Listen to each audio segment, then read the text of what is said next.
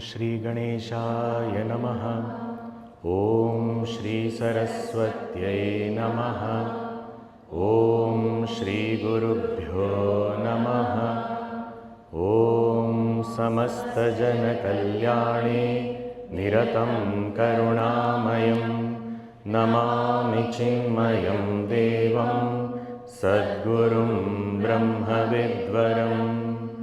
Om Mukam Karoti Vachalam Pangum Langhayate Girim Yat Kripatamaham Vande Paramananda Madhavam.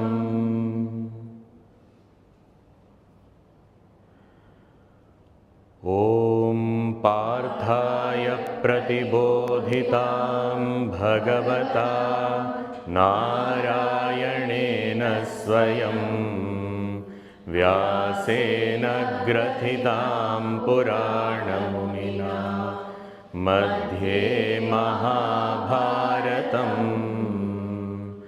Advaitamritavarshinim Bhagavatim Ashtadashadhyayinim Amba Tvamanusandathami Bhagavad Gita Bhavadveshini.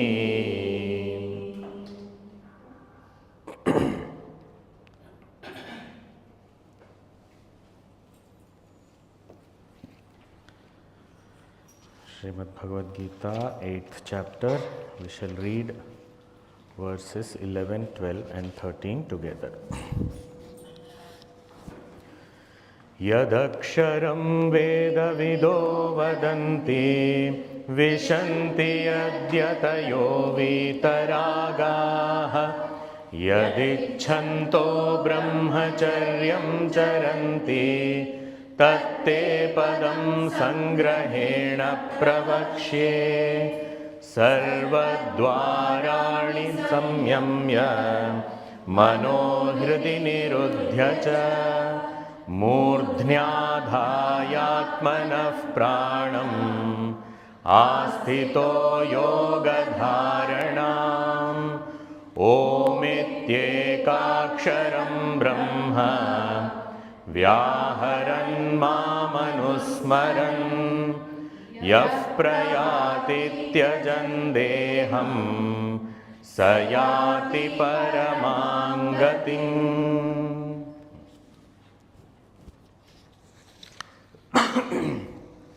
Bhagavan said,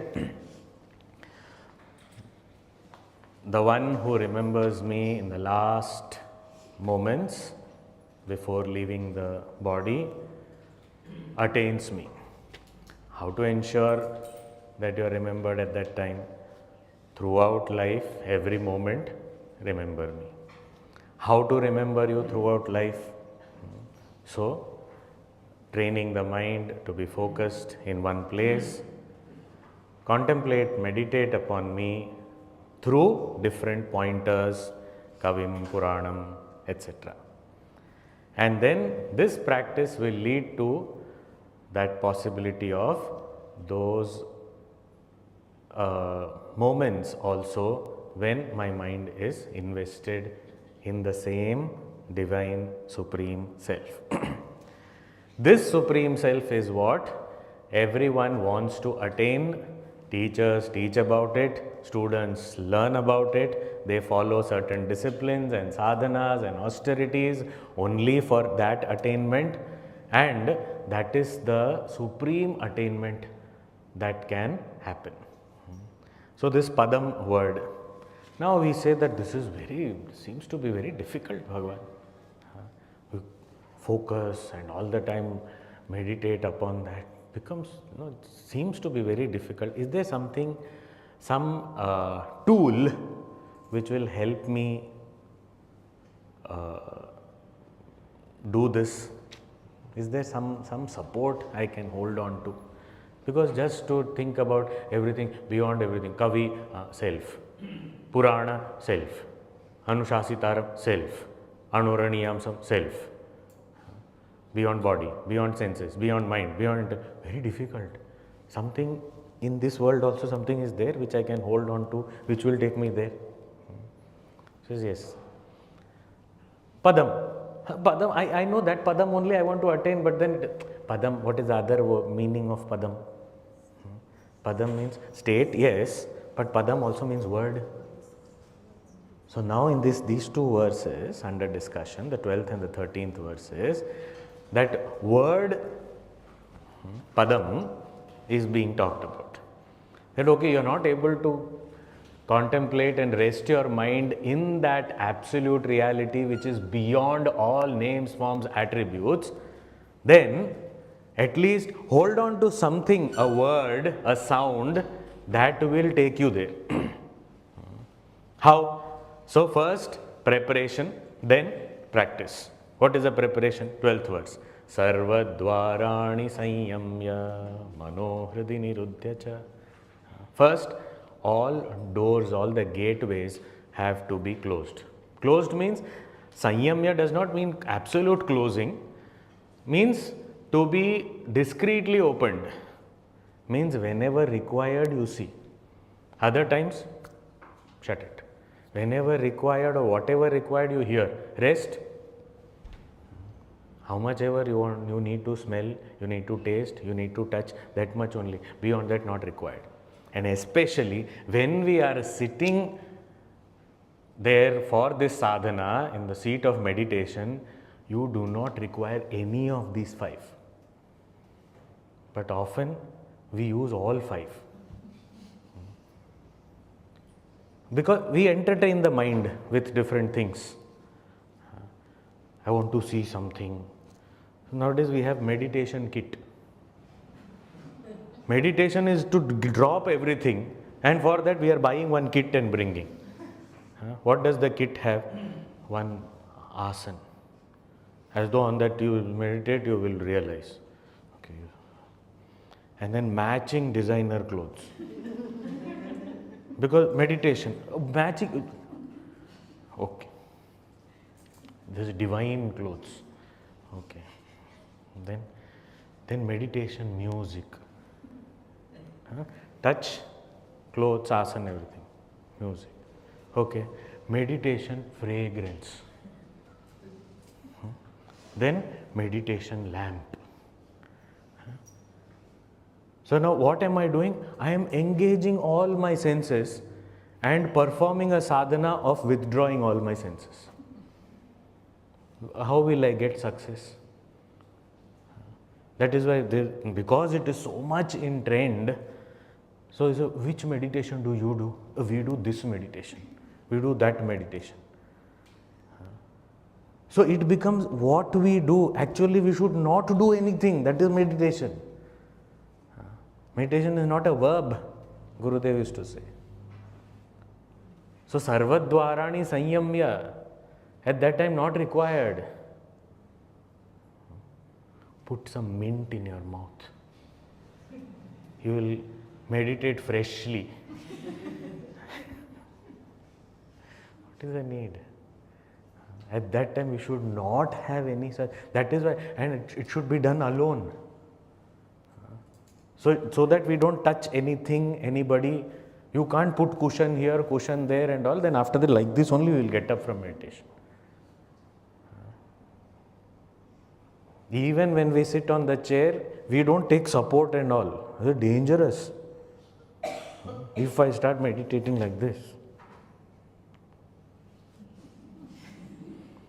So mouth is open, yeah, for Brahman to come. So, sarvadvarani sanyamya, all these gateways of the senses to be under control, not using when it is not required. And this is a practice throughout life, not only while sitting, because while sitting, I cannot enforce anything new. I have to practice it throughout life, morning till night. That is why Gurudev always used to say, your half an hour of meditation is dependent upon the 23.5 hours you live. So meditation is a lifestyle. Sarvadvarani sanyamya. Mano hridi niruddhya cha. And mind. See, to say that mind should not wander, mind should not wander. No, mind should not wander means what? A negative statement is not understood or comprehended by the mind. Should not wander means what? He said, no, mind should be placed here. Where? Hridi. In the heart. Oh, so heart means you mean the pumping organ in the chest? Little bit towards the left. No. Gurudev used to explain heart very beautifully in the most practical terms. What is this heart that is referred to as the spiritual heart? Spiritual heart is, we have already seen this in this chapter only. It was said, Mayyarpita Mano Buddhi. When mind and intellect come together, that integration of mind and intellect. Mind means my likes, my love, what I like, what I love. And Buddhi means all that I value, all that I love and all that I value when they come together. Because usually these two are two different sets of things. I love something, don't value. I value something, don't love. Bhagavan Shankaracharya ji gives an example. A man loves his wife, but gives importance to the king. So there is, like, family is loved, but workplace is valued. So in the workplace, intellectually you associate importance to it and therefore you spend time there, but the heart is never there. And heart is there in the family, but you never end up spending time there because the Buddhi is saying you should go and work. Tone apart. This tone apart means heartless fellow as far as spirituality is concerned. Heart means what? When these two come together. This integrated mind and intellect is called the spiritual heart. So now, what is preceding this? My mind has to be in that, invested in the spiritual heart. For that, spiritual heart has to be there. Means that integration has to happen in our day-to-day life. Not just while we are sitting there. If it is a practice, then while we are sitting there also, our mind and intellect will be together in one place. Then that one place, then to say separately mind should be in the heart is not required, because mind and intellect are one. They have come together, so that heart alone is the focus. So I am sitting there. And this heart, Gurudev used to even spatially explain that it is to a little right of the pumping heart. Means in the center of the chest. The place where I feel I. Where do I feel I? I don't feel I anywhere else. It is I did it. I have to do it. I am doing it. I will do it. My name is this. I am so and so. This I is here in the center. It is not elsewhere somewhere. Where we feel that I, it is in that spiritual heart. That's where it is available for our experience. Mano hridi niruddhya. So the mind may wander here and there because of its attachments. Bring it, integrate it with the intellect, let it sit there silently. So senses withdrawn, mind, intellect silent. All the questioning, everything is over. Why? Because we have heard the knowledge, we have understood whatever we needed, clarifications that are done, reflection is done, now there are no doubts, nothing. So now mind and intellect are also peaceful. Senses are peaceful, mind, intellect peaceful. And at that time, murdhnyadhayatmanav pranam. This prana, the energy flow, he said it has to be concentrated in the upper part, in the head. Now what we in scientific terms say that more oxygen is needed in the brain. That is what it is. Because when we are sitting for sadhana, actually why do we sit in a posture that is recommended? This was not accidental recommendation that everyone sits with cross-legged and all. This cross-leg has a lot of scientific importance. Modern science discovered it few years ago. Our rishis knew it all the time. Now we are losing those things. The purpose of sitting cross-legged is you are restricting the blood flow to the lower part of the body. There is a bend in the knees, but before the knees also there is a bend in the hip. So this waist, it's a waist down, the blood flow is lesser. We are consciously restricting the blood flow. Where is the heart? Above. So it is pumping. So little bit is going. It's not completely restricted. We are not tying it up and all. It is going. So we need it because after that we will get up also one day. So it is not that we have to we don't need the lower limbs. No. But we are folding, bending it so that the blood flow is lowered. We don't need so much. While walking, we need complete blood flow there. But when we are sitting down, especially for sadhana, not required. So now this is restricted. Where will it go? Now the pumping is happening with same strength. So now it need not go there, or it is not going there. So where will it go? If the back is straight. That is why it was said in the 6th chapter also. Keep your back, neck, head, one straight line. Gone up. Brain, full oxygen supply. That is why while studying, while doing sadhana, sitting like this, there is complete focus. It is possible. It's easier than otherwise. Oh, but now what to do? We are all used to sitting on chair. Not to worry. Chair also 2 bends are there. So don't sit like this. Because we are reducing the bends. So that is why it is said, that is why it is said that when you you point your feet in front, it is considered disrespectful. It is not some blind belief or what is the old school and all. No. Disrespectful means, and we say if you are disrespectful, you will not get Vidya, the Saraswati Devi will not bless you. All that is why. Because we are letting all the blood flow to the feet also. Then you sit and study whatever, everything is going down. Yeah, that's a different issue, that if our brain is somewhere else.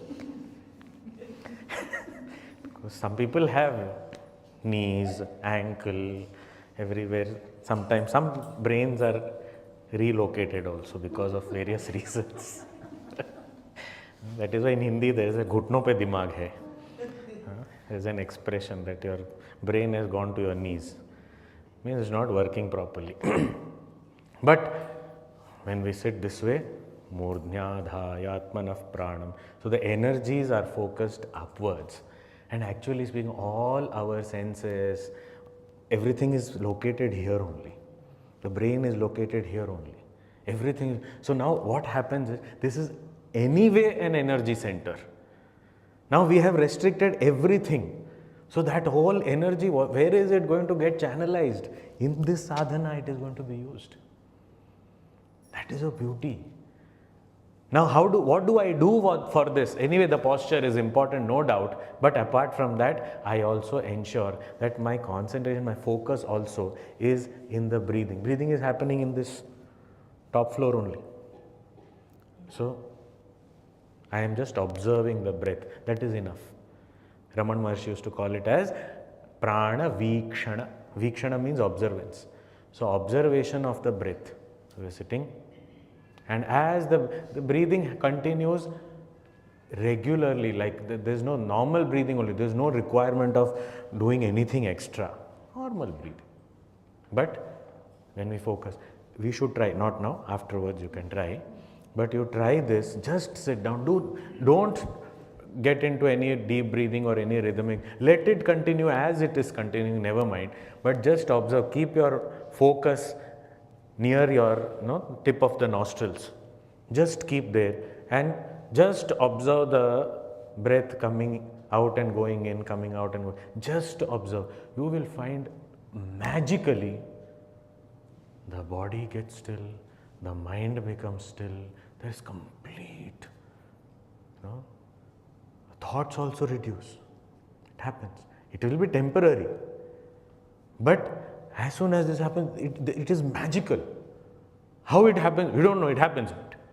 Murdhyadhayatmanah pranam, asthito yoga dharanam.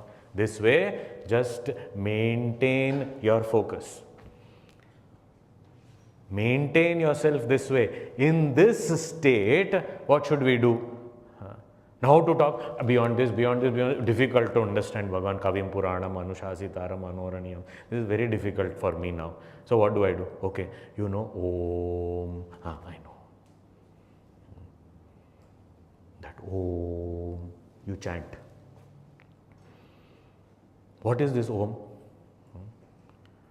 Om is our true home.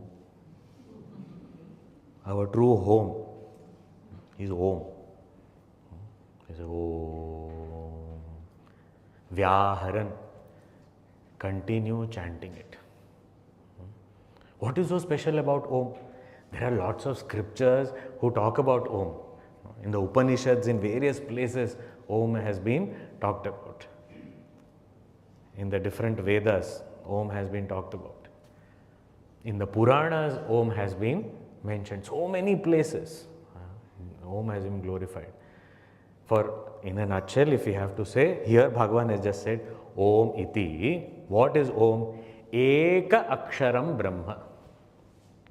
What is Om? Brahman only. What is Brahman? What is Brahman? First verse. Kim tad Brahma, and Bhagavan said, Aksharam Brahma Paramam. That Paramam Aksharam is Brahma. And here he is saying, Om iti Eka Aksharam Brahma. See? Now this Eka Aksharam also has different meanings. Eka, one alone without a second. Aksharam means never perishes. But Eka Aksharam means one syllable. That also is the meaning. So when we say Padam as a state, we say that Brahman. But as a word, Om. And both are indicating the same. Om iti eka aksharam, single syllable sound symbol of that Brahman is called Om. It is considered to be the essence of Veda, essence of all knowledge. What is the essence of all knowledge? Everything I know has that consciousness. Without that, objects may change. I know this, I know that. This and that may change. But I know doesn't change. That I is consciousness. That consciousness is the essence of all knowledge. That is what is called essence of the Veda. All mantras begin with Om. Om Sahana Vavatu. Om Shri Ganeshaya Namaha. Everything Om, Om, Om. Why? That we remember that Om is the sound symbol of that Supreme.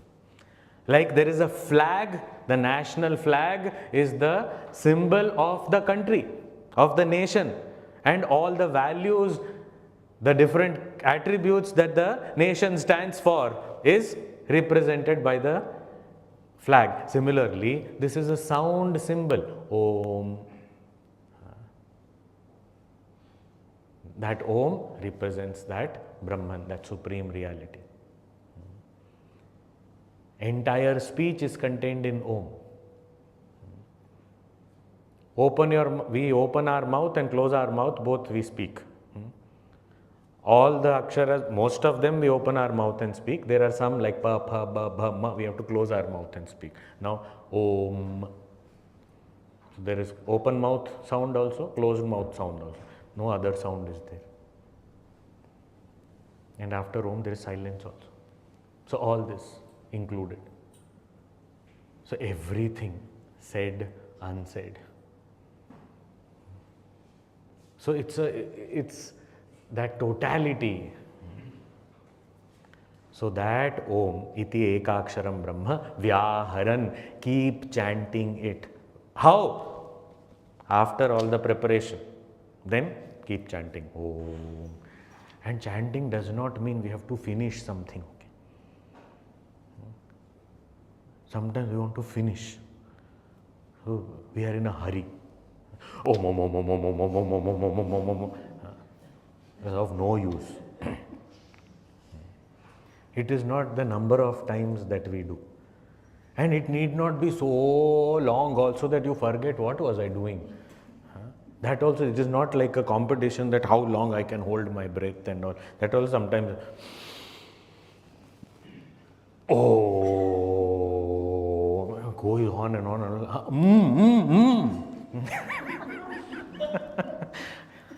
Over, it is over now. Enough. So moderate, not too elongating, or not fast also that I have to finish 100 in it. Done.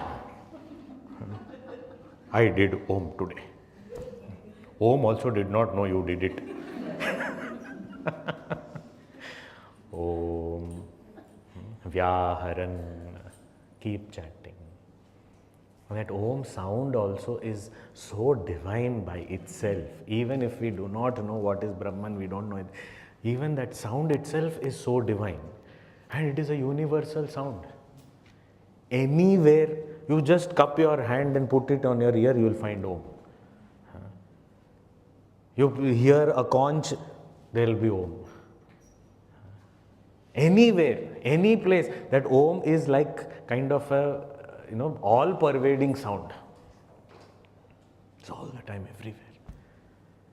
So that divine sound, Vyaharan, okay, you keep chanting. Okay, I keep chanting, and then I have to do something else. Ma Manusmaran. And as you chant, you remember me. Oh, Bhagavan, so far you were making sense. Suddenly you got distracted. Why? What happened? You were saying I should chant Om and remember you. So far you again and again told me focus your mind in one place, and now you are saying chant something and remember something. You are splitting my mind into two. Bhagavan smiles and says, Arjun, why would I do that? What would it mean if I tell you that chant Om and remember me means what? Will I ask you to do two things simultaneously? Logically, you won't ask, I know that. Then, what would it mean? It means Om is my name.